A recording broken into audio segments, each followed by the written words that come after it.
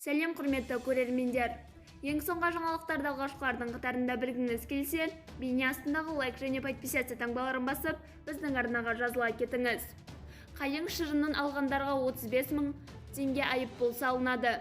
Солтүстік Қазақстан облысында мамандар тұрғындары орманға барып, қайың шырынын алғандар заңмен жазаланатынын ескертті. Заңды белшесінен басқандарға 10 аек мөлшерінде айыппұл салынады, деп хабарлайды ел КЗ ақпараттық агенттігі. СқО табиғи ресурстар және табиғат пайдалануды реттеу басқармасының мәліметінше, күннің жылынуымен ағаштарда сөл жүру кезеңі басталады. Осы кезеңде қайың шырынын балта пышақпен қаруланып орманға ағылады. Өкінішке қарай халықтың жекеленген санатының тұтынушылық құмарлығы көбінесе сана мен жауапкершілік сезімінен басым болады.